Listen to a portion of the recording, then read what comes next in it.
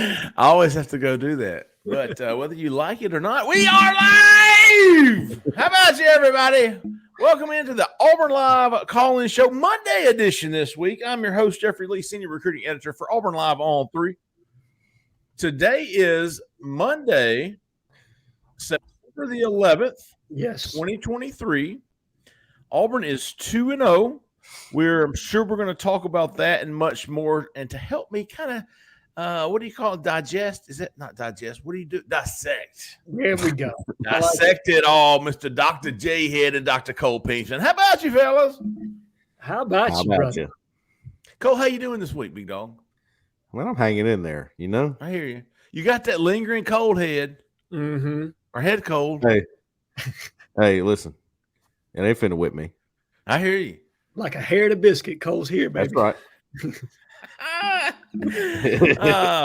We want to get to the phone lines because I know that we have some opinionated callers tonight. We want to get to as many as possible. Y'all start lighting up those phone lines, 701-779-9585. We're going to get to as many as possible. We're going to throw our 2 cents in there as well. Before we get to it all, I want to say if you're looking for a home in or around Auburn, Opelika, Lee County, look no further for the help you need. Miss Jessica Andrews with the Talents Group. She is a 5-star realtor with the Talents Group, 334-704-4442. She can sell your house. She can find what you're looking for. She can network and get it done. Absolutely fantastic 5-star realtor. Give her a call, 334-704-4442. Miss Jessica Andrews, tell her we sent you. All right, folks, before we get to the phone lines, let's get, about 2 minutes each on your thoughts on Cal's loss Saturday night to Auburn. It certainly wasn't an Auburn win. I mean, I guess it was. Jhead, talk to us, big dog. I think a Cal loss frames it perfectly. Look, the way we played was just unacceptable, in my honest opinion.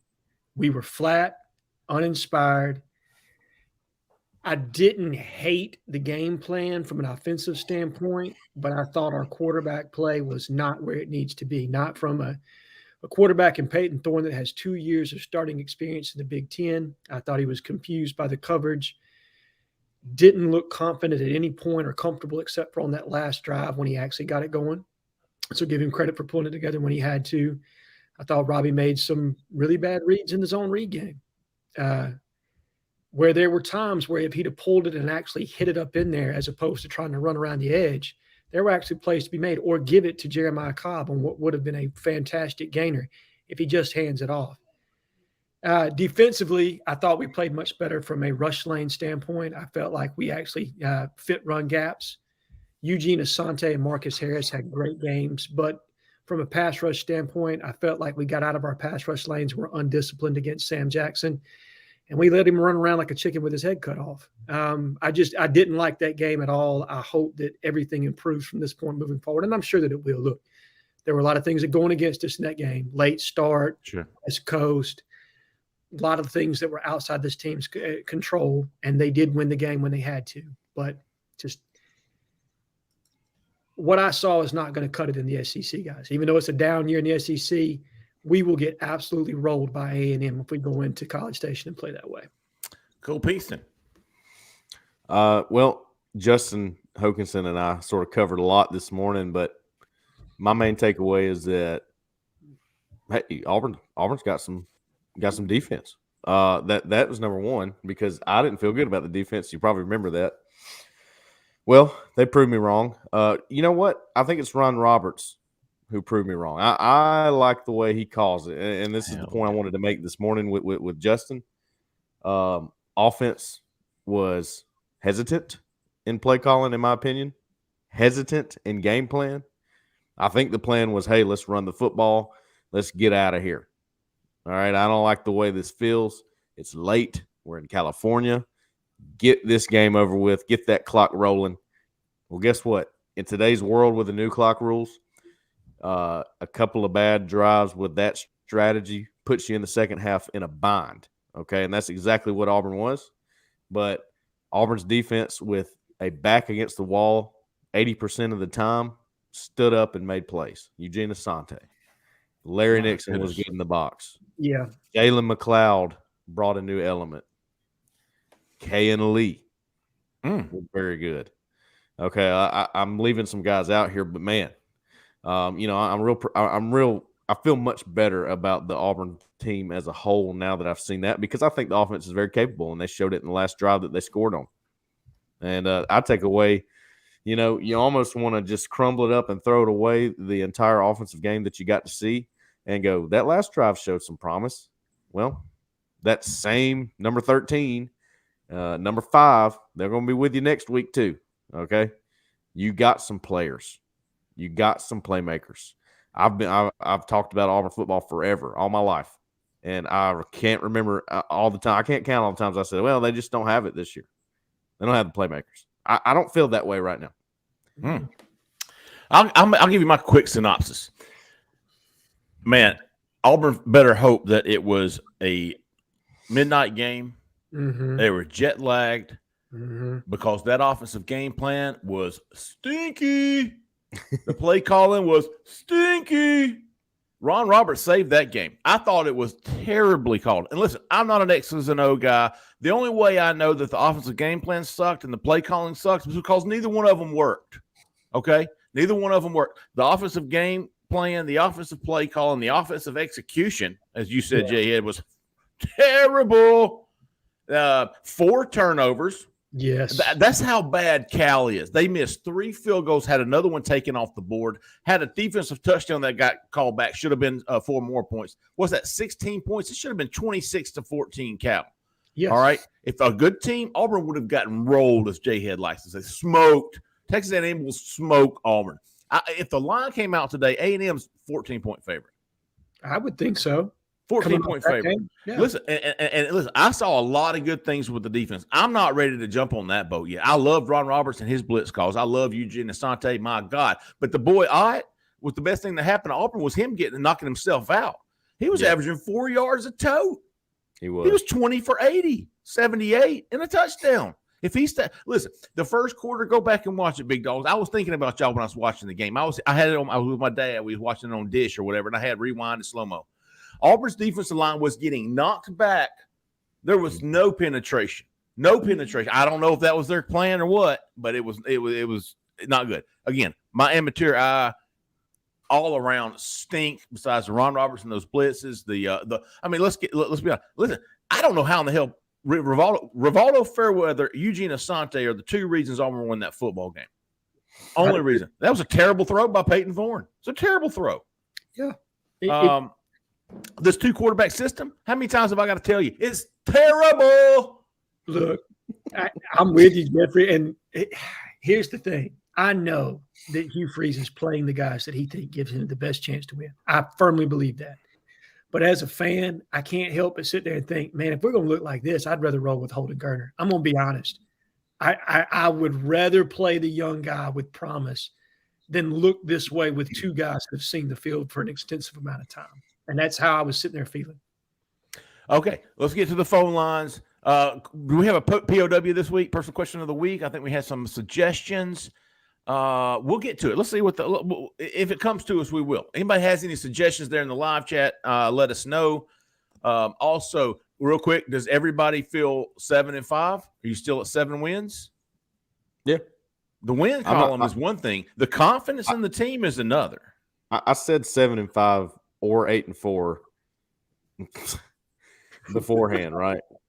And I'm gonna stick with it because I don't want to get on the overreact train. Okay, I hear you.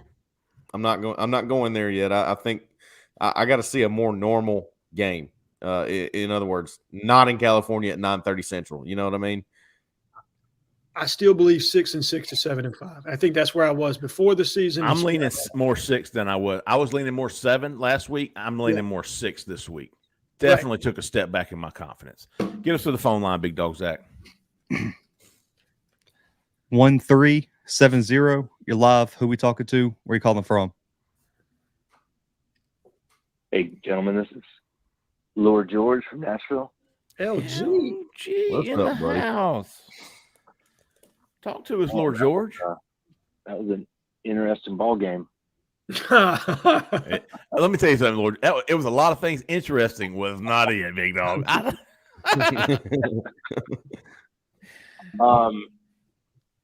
I kind of echoed your thoughts, Jay Lee, about it seemed like the offensive play calling was a little confusing, but watching the presser, and then I think maybe Cole had said that some of the stuff they were trying to do seemed to be like a good idea. I guess I'm just wondering. I mean, like Jarquez Hunter looked a little rusty, but then you look at his stats and okay, he was toting the rock for some gain. So I guess I'm just wondering why it appeared not to be a good offensive game plan. Obviously, they fumbled it once they started to get momentum and stuff like that. But was it wrong reads, wrong zone reads, wrong RPO reads, just bad throws occasionally? Cole, I'll let you go first, man, and I got some thoughts. Yeah, LG, I've tried to. Obviously, I've broken down the scoring drive there. I haven't gotten to jump in like I want to, so I don't want to go too far with it. But and I will get to that. But I think there's a difference between a game plan and play calling. A game plan is what you go in thinking you're going to do. Okay, play calling can change the game, but I thought that they tried to stick to a game plan that wasn't suited for what was going on. Again, though, I really do think that the new clock played into this a little bit. Before they knew it, oh my gosh, it's midway through the third quarter. We haven't gotten a possession yet. Yeah. And we haven't had a chance to even change what we adjusted at halftime, and it's almost over. Yeah. That was when California put on that long play. I think it was 10 or 11 play drive, wasn't it? Yes. Coming out of the third quarter. Yeah, it's open. And they got, boy, you look up at that clock, you start sweating in that situation. So, hey, huge learning lesson right here for the offensive staff at Auburn, I think, and the quarterback and everybody. But look, you have to – I think Ron Roberts has the right idea as a play caller. You attack, more so than ever right now.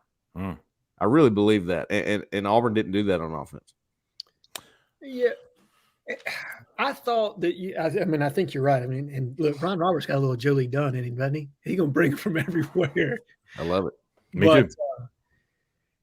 Offensively, I felt like they did take their shots, though. The execution was just poor. I thought there were at least 2 or 3 calls where we left 7 on the field, where if we execute, those are points. And on top of that, the fumbles came at such an untimely part of the game. Both Jarquez and Damari, we're starting to pick up momentum. We're running the ball. We're starting to impose our will a little bit. And then you give that up. And it just, I felt like the execution was bad. But I'm with you, Cole. I mean, it was very clear we wanted to go out there and establish the run game. And California came out and basically an 8-man box and said, I dare you. Yep. I absolutely dare you to run the football, and we kept doing it without the RPO game there, without taking a shot, real shots down the field. I thought Hugh Freeze and Philip Montgomery would have more confidence in Peyton Thorne. I thought they would have more confidence in the receivers, especially after the UMass game, and that just didn't happen. So, LG, are you still on? Mm-mm. All right, cool. LG, good stuff, big dog. Way to open up the show. Appreciate you, man. Big Zach, keep us rolling. Big Zach. No introduction needed. No offense. No introduction needed here. 5810, you're live. Get in here, big dog. Fellas. Anthony. What's up, Anthony? Anthony from Montgomery. Yeah. What's up? Talk to us, Big A. How y'all doing tonight? Hanging in there, baby. Hanging in there. I need about 2.5 minutes. I need to rant. Go ahead. Oh, baby, go. And it's gonna be a couple of questions in there, so hold on. All right. So here, what is the fascination with playing Rodney? So let me explain. Okay, so they don't trust him to throw the ball. Mm-hmm. So they put him in, and they run him right, QB sweep right, QB sweep left. Why not use all the playmakers we got? He said Jay Fair and Javaris need to touch the ball more. Why not just get him a jet sweep? Why not get a ball? Why not give it to Cobb on the jet sweep? Why not give it to DeMar? Why not give it to Hunter? If they're not going to let him throw the ball, It's just you know what's coming as soon as they hit the field.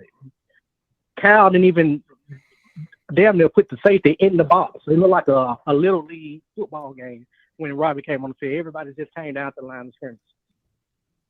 Secondly, why are we the only team in the nation that don't throw slants? You can go to watch Holy Cross play Lamar, and it's an RPO where they read the linebacker, and if the linebacker step down, they throw it behind them. We the only team in the nation that don't throw slants. Cole said it on the on the board. In the third quarter, it looked like they was just searching for something. Mhm. If you don't have answer, put Rivaldo Fairweather big ass at slot and throw him a slant. So put hooks in, make him run a slant and throw it to him. And at this point, just throw it up to him. Ain't sure that's working. Just throw a go to him. He got highlights. Auburn football page put up all these videos with young boy playing in the background. Throw it up. Y'all doing that practice. Why we get to the game and act like we don't know what's going on? And lastly, how horrible is Robert Woodyard? Because I can't watch Simon play another snap. What number is he? He ain't out there. Yeah. No, Him and Cam Riley. I ain't gonna talk about the kids. Linebacker is not for them. Find something else to do for Auburn. But playing linebacker is not it. All right. Anthony, Yes, sir. do you use a wash rag? Do I use a washer? Yes, I do. Okay, you use a wash rag. You don't use a spongy. That wasn't what I was expecting you to. That caught me off guard. All right, wash rag one. I'm a wash rag guy. Bath rag, but yeah, I hear you. Bath rag. Yeah. I mean, I'm I southern. put up a lot of questions, guys, but I had to get that off my chest. We're going to touch on that, Anthony. I just wanted to go ahead and throw that out there. That's going to be our POW this week. All right. So slants. Anthony's complaining about the lack of slants. He's also complaining about linebacker play. And what was the first one? Why don't Robbie?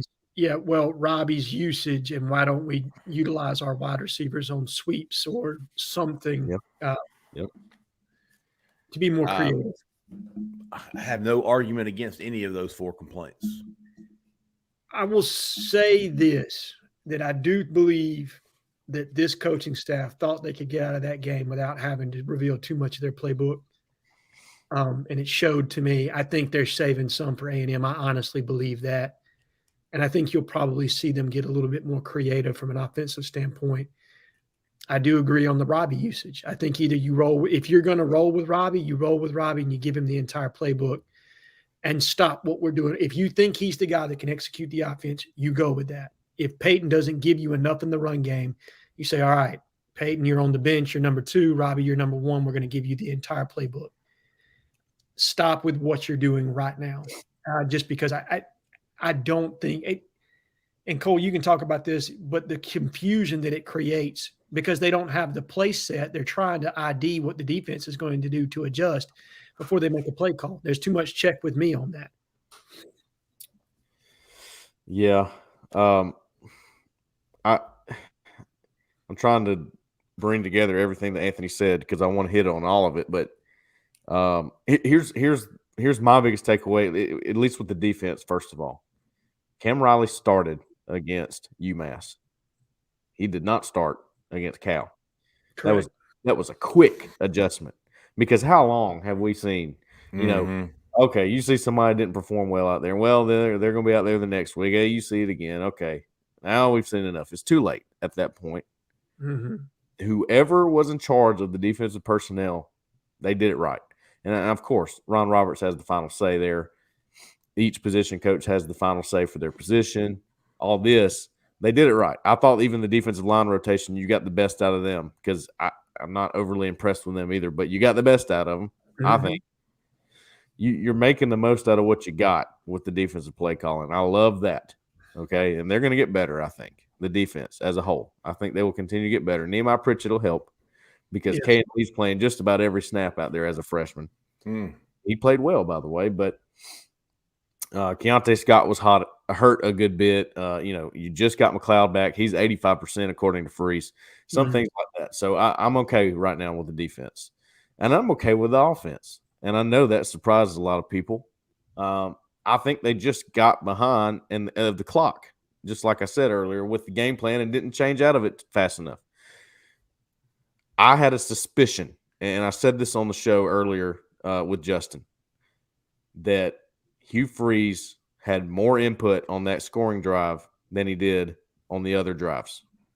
I was right. That's what he said today in the press conference. He called the Fairweather fade in the end zone. He said that. How do I know that? Well, he recruits big receivers. He sent Laquan Treadwell to the NFL with one play. It's called the back shoulder. And he did a lot of things like this in his career. All right. He had input on that last drive, I promise. Because he said, all right, well, we got a matchup out here with a corner with Rivaldo Fairweather. How hard is that? Hey, it makes everybody's job easier, especially Peyton Thorne. No thinking. You could put Robbie out there for that. No thinking. There's no thinking involved. No reads. That they took it too long to do it, but they finally figured something out and said, all right, this is how I got here. I'm Hugh Freeze, and this is how I got to Auburn, by doing this kind of stuff. I got a better player than you out there. I'm going to take the matchup. Just took too long to get there. Good stuff, Anthony, as always. One of our most insightful callers. Let me get that up. All right, Zach, keep us going, big dog. Let's see. 5960. You're live. The key. Man, y'all don't. I had to hold on to this too long, man. He's itching. He's itching. Get on in here, Edward. How y'all doing, man? Doing good, brother. How about you? Y'all just want me to take straight on off, or y'all got something to say? Because I'm going to dive deep into it. Go for it. Get on that diving board and hop on in. All We've right. already been there, man. Water's warm. In the defense, first of all, man. Shout out to the defense, man. You know, I was kind of skeptical about them, but they showed up and they did what they're supposed to do. So many times I see Auburn teams where situations like that, the ball would have broke sooner or later, but they held up. Shout out to them guys, man. Whole defense. Man, you was talking at the ball game. And I've been arguing with Auburn fans all summer. And I told you something, Coach. What we're going to see with the Hugh Freeze offense. There's a high-flying offense and this and that and that. I told you something, Coach. I said, the Hugh Freeze offense ain't nothing but a Gus Malzahn offense because Hugh learned his offense from Gus Malzahn. All Hugh did is attach the RPO game to a Gus Malzahn running game. Without the RPO, which they didn't run on Saturday, everybody's seen a very familiar sight with the offense there because that's what you've been seeing with Gus for 8 years. You've seen the same exact thing. Now I'm going to put my finger at Hugh Freeze and Philip Montgomery. You got some playmakers. Cole just said that. I agree with that. But see, there's a difference between a system and somebody who can scheme what they got. I got to give Ron Roberts more credit. Ron Roberts ain't got the player that he really wants, but guess what? He built his scheme with what he got. Yeah. Now, he need to take a page out of what he told Ron Roberts. Don't try to run everything in year one.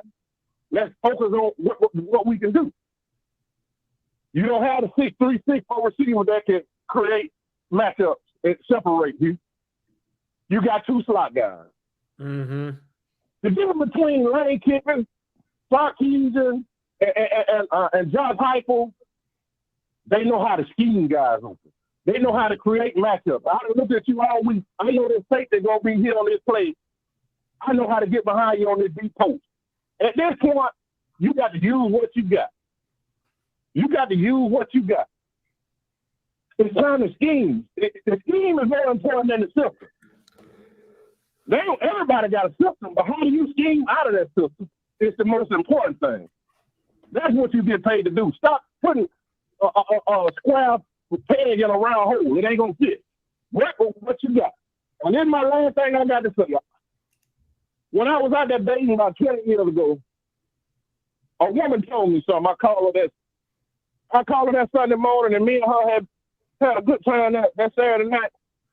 And she told me something. And I thought about that when I watched Auburn the other night. She told me my packet was too big. The white actual packet was too big Saturday night. His packet was too big. If you want to pay Thorne, you're killing 2 quarterback confidence at one time because you won't let Robert throw the ball. Everybody in the damn world knew he was trying to take off and run left. You at least got to let him make a deep shot. Why is you putting him in the middle of the field? You're not going to let him throw the ball. Everybody know what's coming. Ain't no need of saving that. You got to put that on film for somebody to think about later on. That's going to open up the run. But the packet was too big. You can't Peyton Thorne confidence. If Peyton Thorne your guy, I need him to get confidence in himself because the boy didn't have no confidence. He looked like a dead headlight, man. Yeah, he did. Let Peyton Thorne get some confidence before we go to Kyle Field. Before we go to Death Valley. I need him to get them snaps. And if you ain't confident in him, and if you ain't confident in Robin, what Jhead just said, let Holden get some snaps. But all this flip-flopping, man, we don't have to pull out the frame, man. We go down and play it like this, man. And I'm out, man. Y'all got to have a good night, man. Appreciate you, big dog. Kid Country, folks. Edward from Selma. Yes, sir. With a wonderful rant. I loved it. Keep us going there, Zach. 1973. You're live. Who we talking to? Where you calling from? Hello. Hi. My name is Cameron from Wetumpka. I saw Cole at the Wetumpka game this past Friday. He told me to call in. Figured I'd give it a shot. Oh. I was just gonna ask you that question. I didn't really want to harp on the game too much. That was really hard on my heart this last Saturday. So I wanted to ask you guys, what is the coolest thing you've been able to do thanks to your connections through Auburn? Good question. Hey, Cameron, are you a washcloth or a spongy? Spongy, I would say. Do you ever just use the bar soap? No, never. Whatever. You don't get it in your hands and get them pits. I mean, I don't. Not with a bar soap now. Yeah, me neither. Never. All right, coolest thing we've ever done? Gotten to do since you've been covering Auburn, basically. Tough question. It's.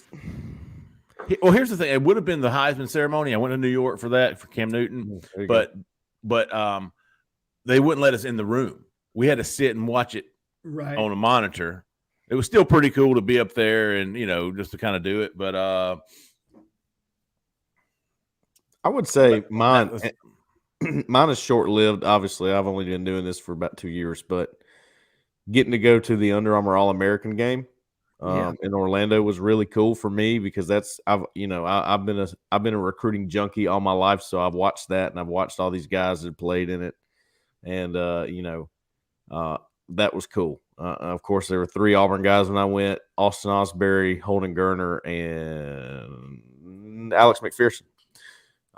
But there's a lot of guys that are killing it in college right now. I got to go talk to those guys and be around. So, pretty cool. That's awesome. That's right up your alley, isn't it? Oh yeah, that's you're right. Good stuff, Cameron. Appreciate you calling in, big dog. Hey, Cameron, man, good to meet you the other night. I appreciate you, talking with me for a while out there.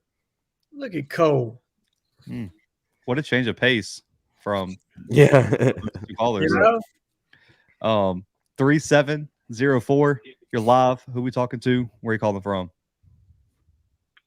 This is Charlie from Muscle Shoals. Oh, Charlie. The Shoals. What's happening up there in Muscle Shoals there, Charlie? First time caller.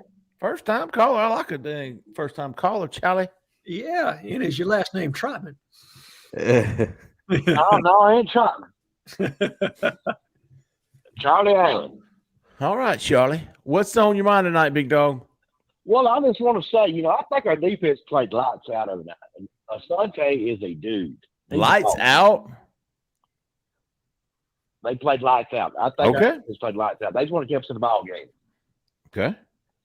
And as far as the offense goes, I mean, every time we had a drive started, we shoot ourselves in the foot. Yes. I mean, what's y'all's take on that? I was thinking that earlier, Charlie. I think the first drive of the game really just set the tone. Yeah. I mean, it was what they ran. Jarquez up the middle for 2. Jarquez up the middle for 2, and then Peyton goes around, and I don't know. He was trying to reach for the first down, fumbled the ball into the guys. It was, and it was just that was a sign of things to come. And like you said, listen, I don't blame Damari for the fumble. All right, dude got knocked out. Yeah, and that dude. Let me go. Damari averaged 6.4 carry, 8 for 51. Jarquez averaged 5 a carry, and he fumbled as well. What you had? You had those 2 fumbles. You had Peyton's fumble, and you had a Peyton interception. And he almost had another one. Right. And Robbie should have had an interception. Yeah. Listen, hey Charlie, as bad as you and some of the Auburn fans feel about that game, imagine being a Cal fan. They probably don't care as much as you're absolutely right. Can you imagine that? Imagine being Aaron Rodgers. It's hard for me to wrap my hands around that. You play as good week 1 and then week 2. Yeah, it's a totally different scenario. I completely agree. Never did I come off that UMass game going, "Oh my God!" Like I wouldn't have been surprised if Cal had won and played a good game. Yeah, and both but for both teams to look that pathetic. Sorry. No, I mean that took you back to the Missouri. It was awful, right? I mean that felt like Missouri game. We just needed somebody to say there's miracle at Auburn coming off the field. You know what I mean? How many turnovers did Cal have? They threw 2 picks. They had 3 total. So you had 7 turnovers in that game. You had 3 missed field goals. It was just an ugly game. Like at no point was I ever entertained. Rivaldo Fairweather's 3rd and 19, whatever it was, that was a damn catch. And then his touchdown catch. I loved watching Damari Alston run the football. Yep. Y'all can have 27. And don't get me wrong, I love me some Jarquez, but damn, I'm a big Damari fan.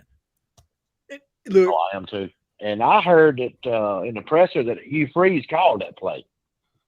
He did.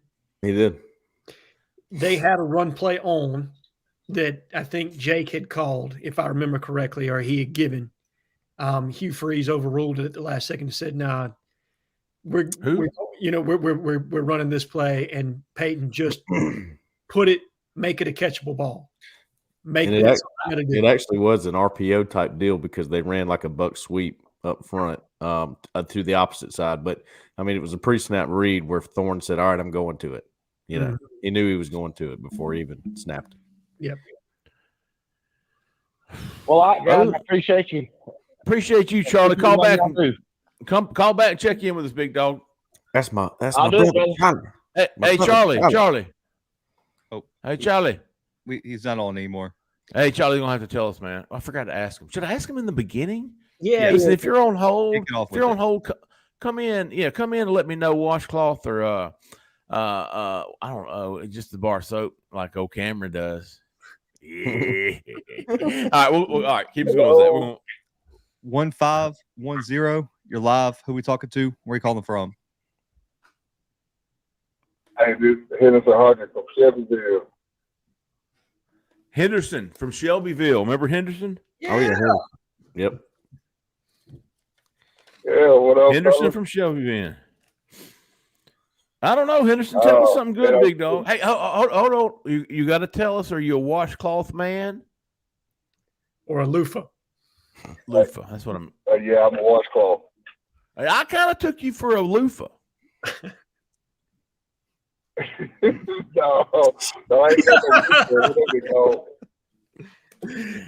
All right, Henderson. What's on your mind tonight, big dog? Auburn football. Yeah. Hey, I'm just happy to get out of California with a dub. Yes. I hear you.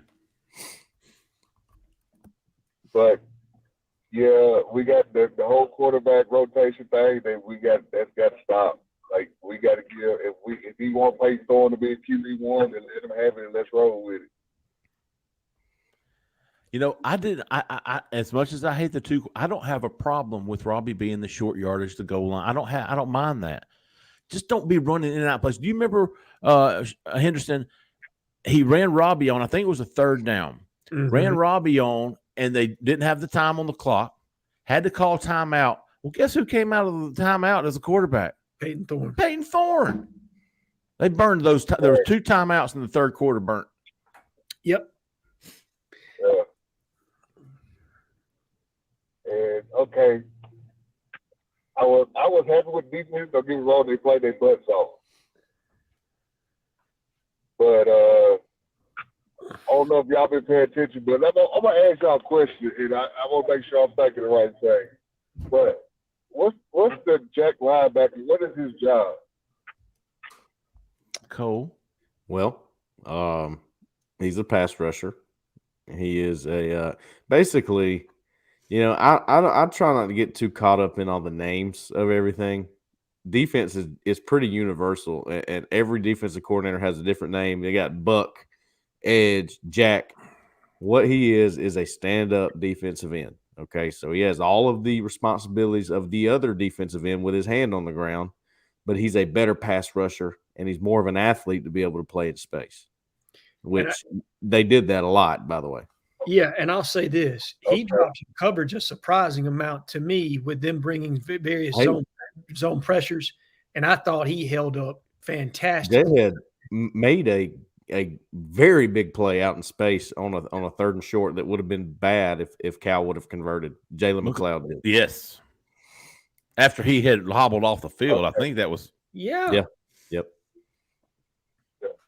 Okay, well, I got the understanding of the position, which I pretty much knew that. But McAllister is not that guy. I won't argue with you. When the ball is snapped, he does not get off the ball. He's not aggressive or nothing. Like, if y'all pay attention to that, man, like, he don't really even set the edge for real. Like, he just kind of standing out there. You know, I'll give McAllister this, and I haven't gotten to watch him like I want to see where it's at, but one thing they do a lot, a guy that never gets talked about is Steve Sings, and he's out there a good bit on pass rushing downs, and he's not bad, by the way. But McAllister actually had a really nice pass rush on the DJ James interception. He closed his end. Jalen McLeod closed his end.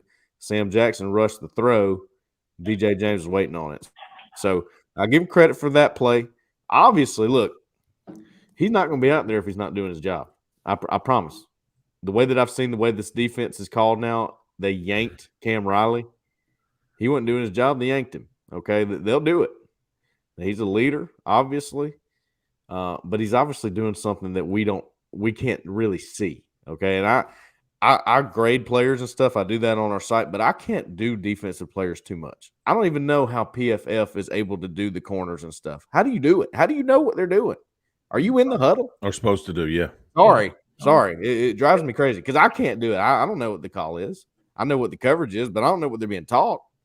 You know, so it's sometimes the naked eye or you know, us who are not there with them in the huddle at practice. It's hard to understand that stuff sometimes, but I'm telling you, if he's in the game, he's doing something right. Yeah, I can understand that. I will say this though, Asante is a dog. Yeah, he is. Right, big dog. Yep. Like there is no reason for him, and I think him and Nixon need to stay on the field the whole time with defense. Them boys ball. Yep. To get them where you need to be in the season, unfortunately, you got to rotate. If you try to play them every snap, it's going to blow up in your face later on down the line. But I'm with you. I mean, they are head and shoulders your two best starting inside linebackers, and it's really not even all that close, in my opinion. Yeah. Hey, good. I'm sorry, Henderson. That boy showed up. Eugene Asante is the guy now who, I mean, coming from North Carolina a year ago, you know, he looked good. I was excited about him. Yeah. And then disappeared. Personal tragedy, and it just never got going for him on the field. I think he lost weight and got down to like 205 or something of that nature, just really never got his body where it needed to be. And then he played on the scout team for Harsin last year. Was a complete afterthought moving into this season. He clarified that today in the press conference. I was there, and he was talking about that and said, the way things were going, I didn't feel like I was, gonna get to play, getting the playing time I wanted. I said, let me go get on scout team and help the team that way. So he clarified that today. I don't know. I didn't really hear his post game on that, but he wanted to make sure that got out there. I think it was misunderstood because his words were, I spent last year. It wasn't like Coach Harsin threw me on scout. It was spent last year on scout team. It was people took it the wrong way. Well, one person independently definitely took it the wrong way and posted on social media about it. Yeah, exactly. Hey, good stuff, Henderson. Always appreciate your call, big dog. Yeah, appreciate y'all, man. War Eagle. All right, big dog. Appreciate you, buddy. 9413. You're live. Who we talking to? Where you calling from? Hey, this is Stan from Cleveland. Oh, Stan. Stan from Cleveland, Ohio. Yes, sir. Okay. And to let you know, you use that what they call a loofah. You do use the loofah. Yeah, because it's smooth on your skin, buddy. Oh, you don't wash your cloths in the right soap and stuff. Mine I'm afraid I might drop the soap. Okay, hey, that's fair. We do not want that happening. But anyway, just to let you know, the honeymoon's over.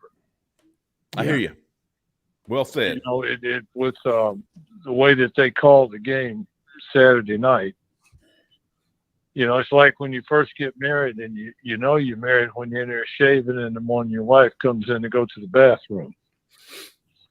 That's what happened Saturday. Every time. But anyway, one thing I wanted to say, I agree with what Cole said this morning. He said, even though that they gave up a lot of points on missed field goals and stuff, Auburn stopped them in time that they didn't get any closer so they could make those plays. Yeah. And so a point that was made earlier, I think we had a caller calling and said they thought the defense was lights out. I can't agree with that. But what I will say is they were opportunistic, that they made stops when they absolutely had to. And they definitely created some chaos plays to make negative yardage so that you could push them back at various times. So absolutely opportunistic and big. Absolutely big when they had to be. I agree. It's good. That's a good call, Stan. Completely agree. Have a good night. Appreciate you, big dog. Honeymoon is over. Time to break out the loofah. Loofah. Got what? Washcloths 2, loofah 1. I'm a washcloth guy myself. Are you? All right, Yeah, Ken. sir. Zach is? Mm-hmm. I totally had you from a loofah. Well, we were talking about Caleb's comment. How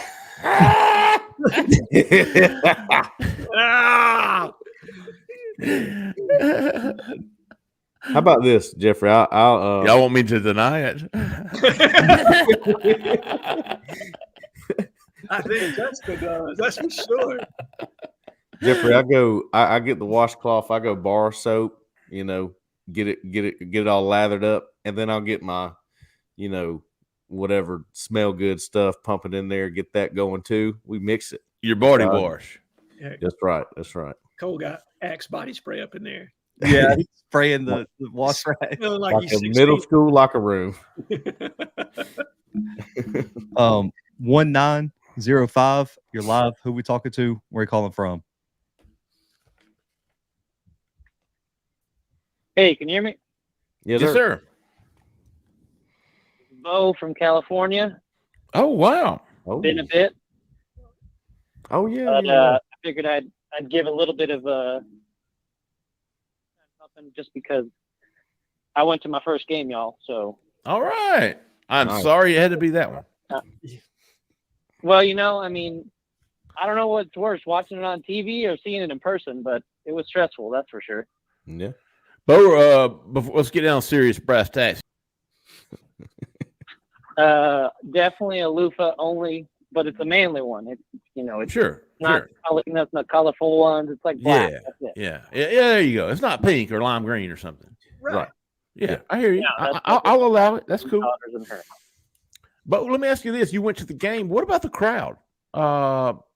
They didn't put a big emphasis on it on the television set. So, but what did you think? Apparently, the players and coaches really were impressed with the Auburn travel, the traveling of the number of fans that traveled.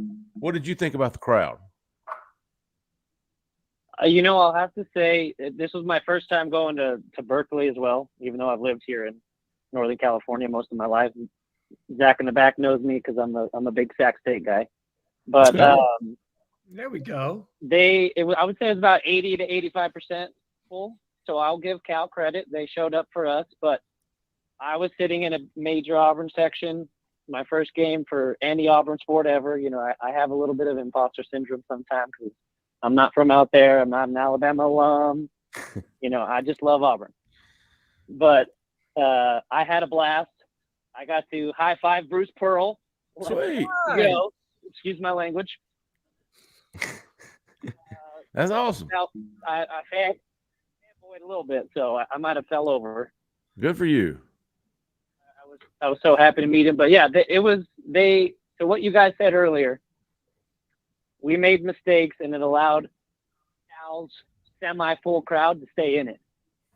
We never quieted them up. We never, we kept giving them life to just stay in it. Yes.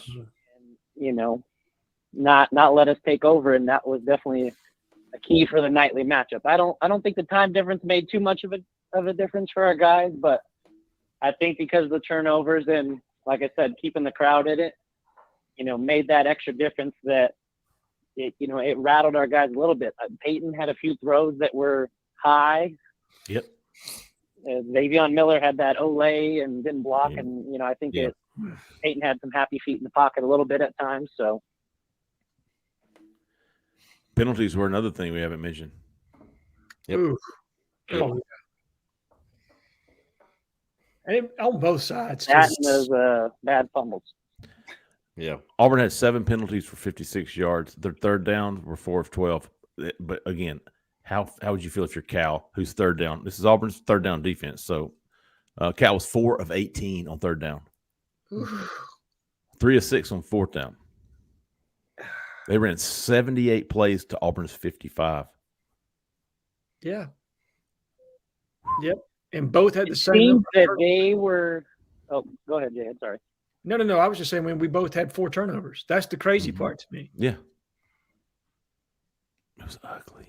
Yes. I think they definitely were opportunistic with their third down conversions versus us. Like you guys said earlier, we would start driving the ball. It would feel like it was about to change, and then we'd fumble, or we'd have a bad pass, or we'd have a penalty. They just kept going with Jhead Knott and all that until he got hurt, obviously. And then they would pull out a play act down. So. But I had a blast, guys. Good. Rough to see in person, but first Auburn event, I couldn't be more happy. You probably hear it in my voice a little bit. It's not from Saturday night, but it was worth it. And I got home at like 1:30 in the morning, and I'll do it all over again. Excellent. Nice. Bo, appreciate you calling in, big dog. Really appreciate it, man. It's refreshing to hear like a positive take of the experience. You know what I mean? Like a little kid. I hear you, big dog. Everybody remembers their first Auburn game. I'm telling you. 6848. You're live. Who we talking to? Where are you calling from? Hey, what's up, boys? It's Bryce from Beulah. Bryce from Beulah. Oh, Bryce. Yeah, man. How y'all doing? We're doing fantastic, Bryce, because we know that you're a Lofa man. All right. So, Jay Lee, I've told you in the past, I'm still in the Air Force, and I spent about 8 months over in Afghanistan in 2016 and got fobbed out to Camp Leatherneck. And I've called a shower 8 baby wipes before. So I live with a wife and 2 daughters. Son, I just use me a bar of soap. I hear you, big dog. I just get it done. I hear you. I'm all for it, Bryce. Come on, man. We go down, out there on Lake Hardin and just get a bar of soap and go at it, man. I'm okay with it. I mean, I'm okay with it. I mean, it was Leonard Washington. I just want to call in, kind of talk about the game. I'm actually, I've told you in the past, you know, I was stationed out here at Travis Air Force Base for close to 10 years. My wife is originally from here, still has all her family on this side is still here. So we came out here for the week. So I'm familiar, obviously, with the area, but I had an incredible experience out here. I'd never been to Berkeley all this time that I've lived out here, but the Auburn people, we were everywhere. We went to a bar in there, big kind of open kind of layout, and it was just all Auburn. It was incredible. But Jay Lee, like you always said, there's always one. So in a bar with about 200 people, you know, leading up to the game, we're watching all the games. There's an Alabama fan in there, decked out in all his gear, and you just Jason Caldwell would be proud. Really, he always says there's always one. That was Caldwell. I can't take credit for that, but yes, Jason Caldwell will tell you there's always one. Always, yep. Bryce. So you're out in California at an Auburn and Cal game. Alabama's at home playing Texas, and you got you a rammer jammer out there. Roll Tide! The Texas game before we started walking up towards the stadium, and he was having a good time. Now I wish I could have watched the second half with him. Oh yeah, but, that was a great game. You know, I know everybody's been kind of down, and I'll go on a petition now. Get my guy Anthony from Montgomery as the defensive analyst or something. Yeah. I feel like Anthony would do it for free, but just the way he's breaking everything down is just spot on. Like I said, I was in the stadium. This ain't no SEC stadium. I mean, I know Jacobs has got his big vision board up there, but those two little chicken shit video boards they had up there, you couldn't tell what was going on. Oh, for real? Kind of replay. You couldn't tell anything. So that was just – They just had a bowl. But I did sit next to Eugene Asante's older brother. Cool. And I don't know if kind of everybody in the Auburn kind of world or in the show kind of knows all about what he went through last year, but I talked to his brother a lot, you know, throughout the game, and we're just seeing him making play after play. And he that's was so great. Like, you know, come back with us, you know, over there if you want to meet Eugene. He would just love. And I was like, absolutely. You know, I took my nephew. It was his first Auburn game ever. And we kind of go to the back, get some pictures with Eugene, Cam Stutz, Peyton Thorne, Hugh Freeze, Robbie. I've Very met cool, man. Harris's family down in Baton Rouge 2 years ago. So Malik saw his mother again, just wonderful family. So, you know, the game was about like kissing your cousin, you know, so you can't take nothing with it, but I think we can take a lot of positives home with us and we can, you know, improve on the negatives. Obviously we get a very winnable game at home and come back and do some good stuff this weekend. But, you know, I just want to call in and I know everything's kind of doom and gloom right now, but I'm just glad we went home with a W and kind of move forward from that. So I'll let someone else get on, but thank you guys for doing everything you do. Have a good one. Appreciate you, Bryce, man. I tell you what, with you and Bo back to back there, that was I'll give y'all co-callers of the night so far. Y'all made y'all were there. You got to see things and report on things that a lot of people, including us, weren't able to see or feel. That was great, both of you, man. We appreciate y'all calling in. Good stuff. 2995. You're live. Who we talking to? Where are you calling from? Hey, this is Grady from Augusta, Georgia. Formerly from Auburn. Grady? And, I got a question. Sorry, I can barely hear y'all. Grady. I can hear you, Jeffrey. Sorry.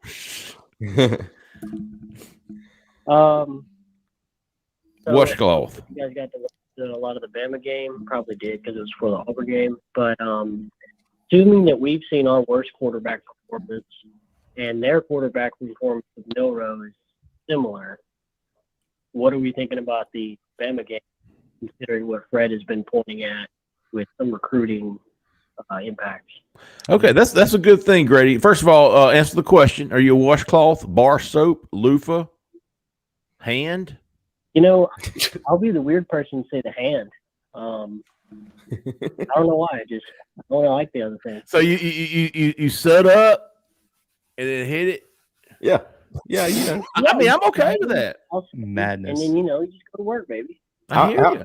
I'll go with that too. I mean, Okay, all right, Grady. So that was a weird answer.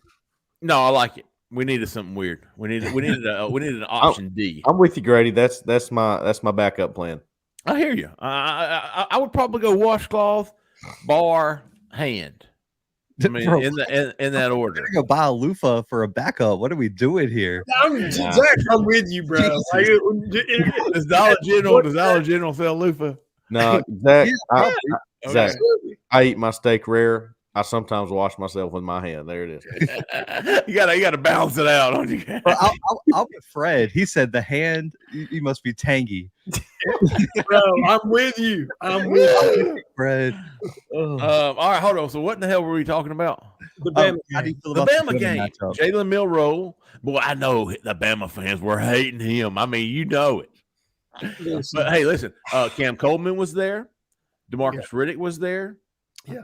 Perry Thompson was there. Big Alvin three. Henderson. Alvin Henderson was there, 2025 running back. Yep.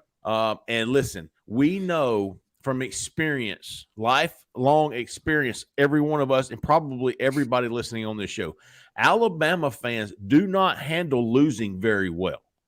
Video evidence of that. Absolutely. Yeah, It's there's embarrassing. plenty evidence. Yeah, I saw it this morning. I think somebody had actually posted it on our Auburn Live message board They did. about some of the things that these people were saying to the Texas players. Mm-hmm. So, and that was one of the things I posted. One of the few things I posted Saturday night on Twitter was if Auburn wanted their 5-star recruits to visit Alabama for a game, this was the one. I agree. I agree. And they did. Now, I will say this, because I think the tail end of his question is, what do we think about an Auburn versus Alabama matchup coming out of those two games? Oh, okay. Yeah. I would tell you Texas is a 10,000 times better team than Cal. Alabama by 21 right now. There's different levels to this. We almost lost to Cal. They lost to Texas. Yeah, who's probably going to be a playoff team. Like there's it's different levels to that. Yeah, we almost lost to a 4-8 Pac-12 team. They lost to probably somebody that's in the national, potentially a top 4 playoff type team. Now, let's don't get it wrong. Now, Alabama didn't look great. Jalen Milroe either threw it long or ran the football. I think everybody could see that by the end of the second. They didn't look great. No, they didn't. Their tailbacks didn't look great. The wide receivers weren't creating a ton of separation. But again, it's hard for me because the quality of the opponent was so much better than what we played against, while Cal was disciplined. And I mean, look, credit to them defensively. They were very disciplined, but they don't have the athletes that Texas team had. Not even close. I mean, it's not in the same stratosphere. They showed the recruiting rankings, I believe, on the ABC or whatever it was, CBS broadcast. Maybe in Hill, I don't know. But the 5 stars and 5 stars, and it was like Alabama had 18 and Texas had 6, and then the 4-star. It was in top 100 players and stuff like that. Yeah. It wasn't even, but Texas had enough to go into Tuscaloosa, compete, and with a very well coached team and a great game plan. And I can't remember. I think it might have been Anthony, but or maybe it was Edward. Talk about scheming guys open. Dude, watching Texas's offense was like a symphony.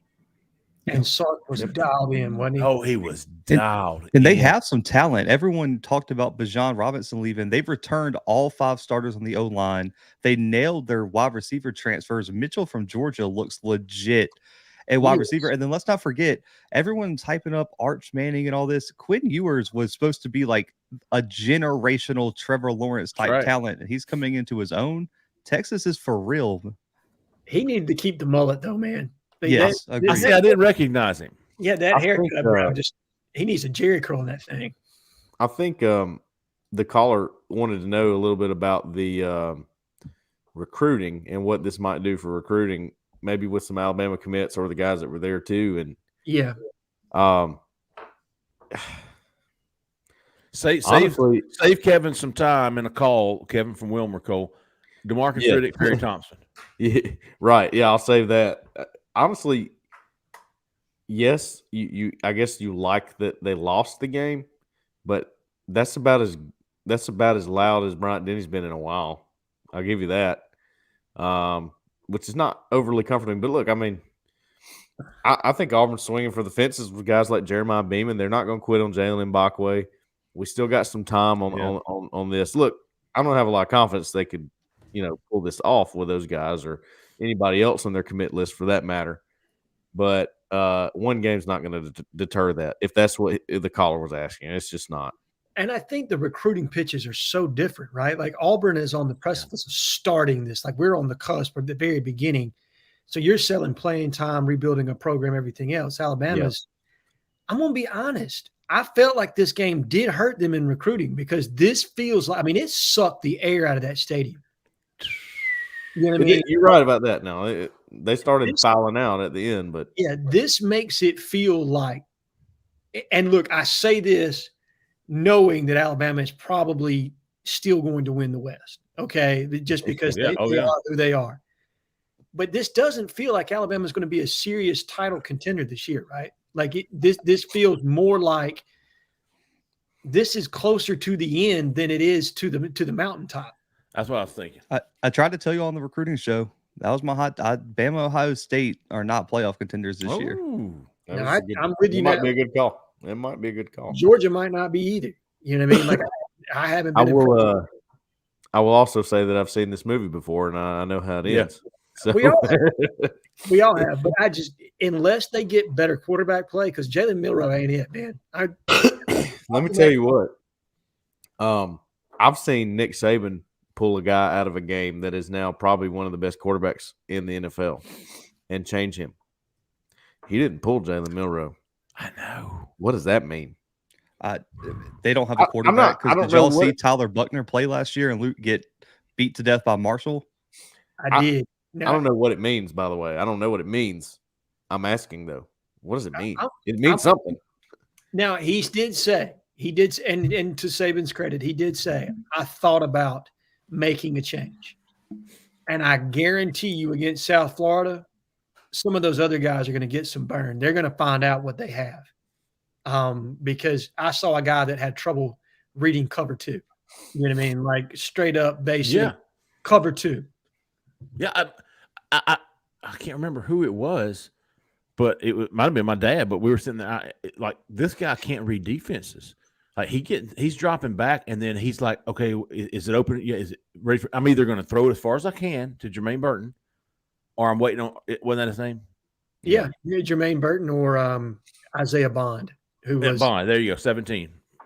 But other than that, he was running. Now there were a couple of drives. I think it was in the third or fourth quarter where he hit some crossing routes or maybe deep outs or something. But other than that, dude, 90% of their offense was, chunking it deep or Milroe playing. This is the first time, Jhead, I think, to answer your question from a while ago, this is the first time in a long time that I've watched Alabama where they didn't have like a first-round guy at quarterback or a first-round guy at tailback. Yeah. Like I saw some regular Joes. Yeah. All right. So the thing that stands out to me, like you said, there's not that electric playmaker on the offensive side of the ball. And defensively, they got 0 sacks. Ooh. That's crazy. When on a team that threw the shit out of the ball. Yeah. When has Alabama ever, in Nick Saban's time there, minus maybe the first year when they just didn't have the guys, come away with 0 sacks in a game of that magnitude? And again, we're spending a lot of time talking about Alabama on an Auburn podcast, but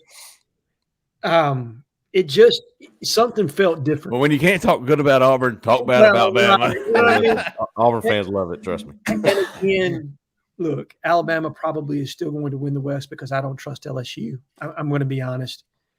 And I don't trust Ole Miss and he's Lane Kiffin. And Jimbo obviously showed everybody what he is against Miami.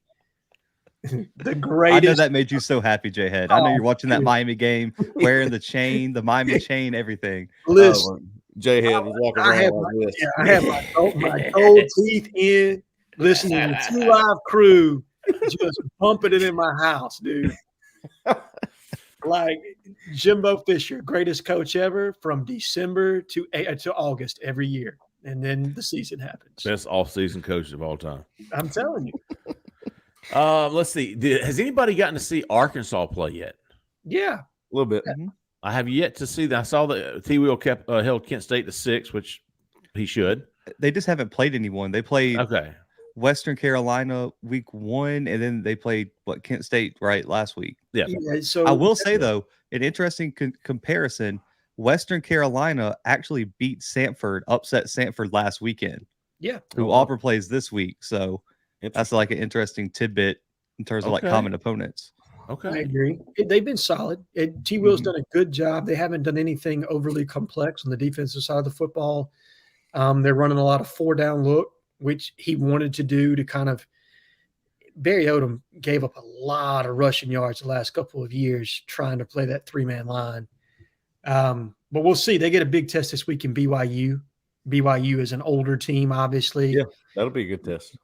Yeah, you know what I mean? You're talking about grown men. They're like 26 years old coming back from missions and whatnot. So different kind of team they're going to play this week. So we'll see what they're really all about. Zach's right. They haven't played anybody, but what they have done, they've been pretty sound. Let's see. Who else is any big games coming up this weekend?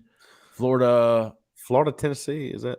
Yeah, Florida, Tennessee's this weekend. That should be an interesting game, I feel like. That'll be it's It's either going to be a bloodbath or the Swamp's going to be the equalizer and Tennessee's not going to play well. I think it's important for Auburn fans to watch Florida right now. I really do, because they have some guys that Auburn's very interested in. So yes, they do. And look, now I'm going to be honest.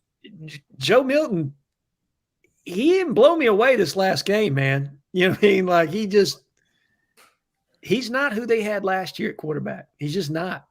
No, I agree with that. I don't think he's bad by any means. I think he's maybe just a touch overhyped, Joe Milton, but not bad by any means. But he is definitely not Hendon Hooker. I think there's 2 quarterbacks, well, 3. You count Bryce Young. I think there's 2 other quarterbacks in the SEC that are sorely missed this year. And one of them is Hendon Hooker. The other is Stetson Bennett. Oh, yes. Stetson Bennett for sure, man. You all 3 of you may remember me sitting here and saying Stetson Bennett was, he was a big deal. Better. Yep. Mm-hmm. You did. And I did not at the beginning of last year. I will eat this, okay, straight up, because I was like, he's a walk-on, blah, blah, blah. You know what I mean? Like he's playing with daddy's talent, all that stuff. I was wrong, man. I would straight up. I cannot believe he is on an NFL roster. Doing well. Yes. And doing well. Did not have that one on my bingo card. Hey, no. You know what? Eugene Asante said it today in the press conference. He said, football is a game of confidence. He said, the most confident people win. Simple as that. Dude is confident. Okay? Yes, he is. Eugene Asante, he may not be the best linebacker in college football, but he thinks he is. And that makes a huge difference. Yeah. Will it true? You want to hit some? Do we have any lightning rounds? If not, we'll. I think we got a few. I tell you what, there was a guy on Twitter who responded to my "We Are Live," and he said, "I can't make the call tonight, but I wanted to ask y'all." Let's see. Great day in the morning. Wait, okay, can't call in tonight. This is Book of Mormont. Would Auburn lack of a passing attack Saturday be caused by the receivers still learning their roles on offense or not getting separation? This is a good question because I've wondered the same. Mm-hmm. Or do you think it was the game plan going in to be that conservative? Both. So I know it's tough to watch receivers on the televised because it's not like they follow these guys out into the secondary. But do you think that's legitimate concern that maybe the receivers aren't getting open? I think y'all said that there were some that they were open and Peyton Thorne was looking the other way. Yeah. Okay. I'm going to be honest. I have not been very impressed with Shane Hollywood Hooks. I just haven't. I think to me, the most talented wide receivers on this team are Javarius Johnson and, Jay Fair. And look, I think there's some young talent. I want to see what Caleb Burton can do. I want to see what Camden Brown can do. I think, to me, the young guys at the skill positions, and that's including Damari and that's including Jeremiah Cobb, are the most talented on this team. the older the vets on this team, I think they're very limited in what they bring. What's Camden, a sophomore? Camden's a sophomore. Camden, Caleb Burton, Jay Fair, and Amari Kelly are all sophomores. I think those are with the addition of Javarius Johnson, those are your top 5 wide receivers on this team, in my honest opinion. I did see Camden in. I thought he was hurt because he wasn't playing any hardly, and he's not hurt. Listen. All right, Perry Unlikely. Is that his name? Yeah. No, Kyle Frazier was the worst. Oh, yeah. Oh, yeah. Perry Unlikely. Is that his name? Or is he saying Perry Thompson's unlikely? No, that's his name. That's his name. Perry Unlikely. All right. Hey, Perry Unlikely. Thank you, big dog. Please don't do that, though. Don't get me wrong. We definitely appreciate it. But if you will like and subscribe to this YouTube page, man, that will be enough for us. So Perry Unlikely said Jeremy Johnson. Cole says Kyle Frazier. Well, I remember TJ Finley. Yes. I don't know. You for in perspective, Jeremy's up there just because he's the one that had the high that Arkansas game. People thought he was really going to there's Auburn fans who really thought he was going to win the Heisman. So he's the biggest letdown. I don't know if he's the worst quarterback, but with the hype factor, you got to put him up there. There's a case to be made for Bo Nix. I don't think so. I think that was more the fan. I mean, he still beat Alabama, beat a top 10 Oregon team. That's a true freshman. Yeah. Nick's don't get me wrong. I think Bo Nix was fine, but he was frustrating to watch. Oh, we won't put up with any of that Bo Nix slander on this show. After watching him consistently win at Oregon, I'm believing it's something external here at Auburn that was the problem. He was frustrating as shit. I can't put Jeremy Johnson and Bo Nix in the same sentence. Yeah, no, that's what I'm saying. Because I'll put Sean White in that conversation, but he wasn't terrible. I can't even put Sean White, dude. Jeremy threw the ball behind him, man. Yeah, I was at that game. I remember. How about Clint Mosley? Oh, Clint Fastball Mosley? Yeah, he was frustrating for sure. Cody Burns was tough to watch when he was playing quarterback at times. That would probably be it for me. Cody was just he was a wide receiver playing quarterback. He was, it was like that. That's not a quarterback. Hey, guys were a little bit different then. He said, "You know what? I'm not a quarterback. I'm a receiver. Go catch a touchdown pass in the national championship, brother." Absolutely. Yeah, he did. I don't have a problem with that at all. No, that guy over there, 98. Do you guys think that Fairweather's liability in the running game? He has not blocked anybody at all. Have not noticed that. Yeah, they're using him as a big slot wide receiver. I don't care. You know what I mean? And when I said most talented skill players, I should have included him in that because he absolutely is a playmaker for this team. He's a veteran presence that actually brings something to the table. That guy over there, 98. I will give you an Albert Einstein quote. All right, you aren't ready for this. Oh, let me settle down for a second. Ooh. If you judge a fish by his ability to climb a tree, it will live its entire life thinking it is stupid. Okay? What does that mean? It means don't block with Rivaldo Fairweather. Put him out there on the edge and let him line it with a corner and throw it to him. That's what he is. Yeah, exactly. And if he is going to block, let it be the support side star that you're blocking on some kind of, wide zone play. Hey, I've watched Luke Deal throw people around like a rag doll. Put him in there. Yeah, I agree. Are you sure that wasn't like Cheech and Chong Cole who said that? I'm pretty sure it was Einstein. Everybody's a genius, but if you judge a fish by its ability to climb a tree, it will live its whole life believing that it is stupid. Yeah, I knew it was Einstein. I was in that book I read. Oh, did you look it up? Yeah. Oh, Lee. Last week, Cole said he didn't care how ugly it was. Don't talk about his prom date like that. He just wanted us to walk away with a win. Does he still feel that way? Let me tell you something. This is a great one. Yeah. We'll close it up here, and then we'll talk about what we want to see in Sanford real quick, and then we'll cut off. But listen, everything that I've said, complained about, listen, bottom line, if that was a loss, how much more magnified would this have been? Like, bottom line, Auburn, listen, you play that way every game, every day, every week of this season, and you still win. That's all that matters. Correct. It is a scoreboard business, right? Somebody's that going to win matters. and somebody's going to lose. I think we were just expecting to see a better coached or better played football team, and when we didn't, we reacted the way we should. But man, bottom line, Lee, just like Cole said last week, just like you said, I don't care how you do it. Wake me up in the morning and show me you had more points than they did. Mm-hmm. Every week, don't care about the box scores, don't care about turnovers, don't care about bad play calls. Wake me up the next morning, show me the scoreboard. That's all I care about. I'll tell you what makes me feel better about this game. Number one, there's only one stat that matters. It's W or L, and it's a W, okay? Number two, every time, I'm talking back to when we were doing these call-in shows like in like June, maybe even further back than that, when people call in, hey, what do you think about the schedule? Let's talk through the schedule. I almost shudder every time I think about that Cal game, and I have been very consistent. I know I have, saying this is going to be an ugly game. I don't like it. I don't like how it's set up. I don't like when it's happening. Don't like the timing of Hugh Freeze taking over. None of it. Okay, I don't like Peyton Thorne in this game because he's going to be brand new in this new offense. Everything's new, and I don't like it. You got out there with a win. It's a big one for me. I like it. Let's see. All right. So Auburn plays Sanford. Did they release the time today? I don't think so. I think it's they didn't, but I want to say it's going to be at 6. Yeah, they've released the time. It's at 6 p.m. on ESPN Plus. Okay. That's right. Yeah.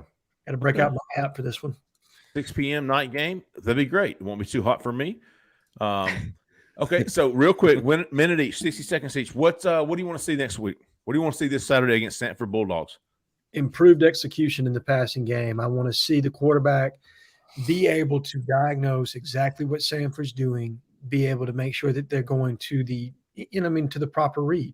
And then they're not looking at the wrong side of the field or anything of that nature. From the defensive side, you need to continue to clean up defensive execution as well. I don't want to see us have to lean on the blitz as much as we've had to in the first 2 games. I'd like to see us be able to play more base and be able to take care of Sanford, and us to continue to see the ascension of Asante and Nixon as the inside linebackers.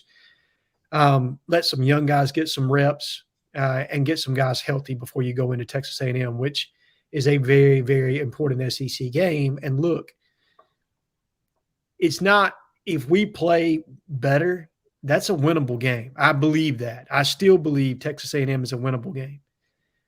Because I don't trust I don't trust A&M. Just don't. Cole, what you want to see, big dog? I want better defensive line play. I want more consistent defensive line play against the run. I think the pass rush is nice. I'm okay with it. I think the run defensive line has to be better. I want to see that. Be dominant. The other one, it's very simple. Stop the 2 quarterback system. Stop it. Let Peyton Thorne get his. Preach, big dog, preach. Take over the game, and then throw Robbie in there and give him an offense that it would look like in a game like Cal. Yeah. Zach in the back. We're gonna find out how good the defense is this week, because Michael Hires is a legit quarterback. Yeah. Okay, so you think Sanford can score some points? Yes. Okay. If Auburn doesn't execute, Zach, he's going to put up points. What's up? Correct me if I'm wrong here. Did Sanford go down the wire with Florida last year? 2 years ago. 2 years ago. Okay. Yeah, that was when they had Montreal Washington, and he had the kickoff return and the tour. Like, Sanford's not like a pushover. They lost to Western Carolina last week, but Western Carolina did the clock strategy and had the ball for 43 minutes. Okay. Last week. But Michael Hires is a guy who set the NCAA record for completion percentage last year. Yeah, Chris Hatcher is a legit offensive mind. And so if they could put up points if Auburn doesn't execute. I saw someone in the chat say we can play the freshman team. Sanford is not that type of FCS school. You aren't playing a Pioneer League school. Sanford's legit. I just want to see how our defense plays and how they match up against Hires, because if they don't execute, he's a guy who could throw all over the defense if they're not in the right positions and they don't get pressure on them. Defensively, though, it's not a good matchup for Sanford. If Auburn really and truly should just run the football. Sanford struggles against the run. They're not very big on the defensive line. Auburn, Jarquez Hunter and the running back group should have 200-300 yards rushing and call it a day. But if the defense has to execute, because if they don't get pressure on Hires, he can throw the football. Good stuff. Let's see. I was looking up an Auburn Sanford line. I don't know that it's come out yet. I looked last night and they have it. Usually, if you're playing an FCS school, they won't release it till about Thursday. Okay, I couldn't find one. So here's what I want to see. I want to see. I don't know specifically what I want to see. I want to feel after the game the way I felt after the UMass game. I want to feel optimistic. I want to feel hopeful from an Auburn fan, positive. I want to because right now I don't think Auburn can keep it close with Texas A&M. Change my mind. Yeah. And you've got a chance to do that. Even though it's Sanford, I want to see competency. Yeah. Clean execution and understanding of what the objective is, what you're trying to accomplish, because it did not look like you knew how to do that against Cal. Good, clean football, which is we saw most of against UMass. I want to see it again. I want to know that Auburn's capable of doing it consistently. And in order to go in and even keep it close at A&M, for me, I'm going to need to see a huge improvement in pretty much every facet of the game. And again, I hope Saturday night was an anomaly. Mm-hmm. Yeah. Prove to me that it was. Because it kind of feels like, I don't know about you guys, because if we don't go out there and execute, it would kind of feel like 2015. You remember they struggled against Louisville toward the end of that game. Louisville almost came back and won. They had the overtime game against Jacksonville State. They almost lost to an FCS school. And then going into LSU the next week, you knew what was coming. Like you knew how bad it was really going to be. If they struggle with Sanford, you already know next week it's not going to be pretty when they go down to Kyle Field. No, not at all. Well said. We've all seen we've seen the Georgia State. We've seen the Jacksonville State. There's probably more that I'm forgetting about. App State almost did it again Saturday at North Carolina. No, I'm talking about whenever that year was that Auburn went overtime with Jacksonville State. Georgia State, that game with TJ Finley bringing them back. We've seen those. Avoid that. Appalachian State, Ben Leard had to come in and save us in 1999. And Travaris Robinson, to his credit, had to dive on that fumble to keep that from being a safety for us losing that game. Jeffrey, you were a student then, right? Ray put in the chat the Mercer game a few years ago. Mercer, when they struggled. Remember, it was like 24-14 or something like that. Yeah. I think Stidham threw for over 350, but had a pick, and we fumbled the ball like 3 times in that game. Yeah. How about the South Florida overtime game that Auburn lost? I forgot about that. But that was right about the time South Florida was pretty good. Was that Jim Leavitt? I think I remember. Wasn't Jason Pierre-Paul a part of that game? Yeah, well, Yeah. was he? I think he I know was. one of those defensive ends absolutely flat back Brandon Cox. Like he needs to, and he got earful. Hey, well, let's cut it off there, folks. Fantastic show. We appreciate everybody coming out tonight. We know it was a little delayed, but we're glad it worked out well, man. We appreciate everybody coming over. Let's see. LG got us started. Anthony came in with his freaking great call called Kid Country. Cam, Charlie, Henderson, Stan, Bo, Bryce, and Grady finished it off. Fantastic lineup of night. We really appreciate y'all, man. We really appreciate y'all listening, calling in, giving us your insight, your opinions on what's going on with Auburn football and recruiting. One more time, if you're in Auburn, Opelika, Lee County, if you're looking for somebody to help you find or sell your house, look no further, folks. There, Jessica Andrus with the Talents Group. She's fantastic. Give her a call, 334-704-4442. Tell her we sent you. Let's see. The rest of the week will be just click on subscribe to our YouTube channel. Like the videos, man. We appreciate Perry Unlikely. But this like our channel. No, you subscribe to our channel, like our videos, put that notification on because all week long, Cole and Justin's going to have football. We're going to be back Wednesday afternoon with a recruiting show, and then the podcast on Friday before we start back over. Next Sunday night, we'll be back to our regularly scheduled programming next week, Sunday night at 6:30. Y'all meet us back here then. We appreciate y'all for listening. We appreciate y'all for watching, Big Dogs. For Jhead, for Zach in the back who came to the front, for Cole Pinkston, I'm Jeffrey Lee. Y'all stay out of that left lane. See ya.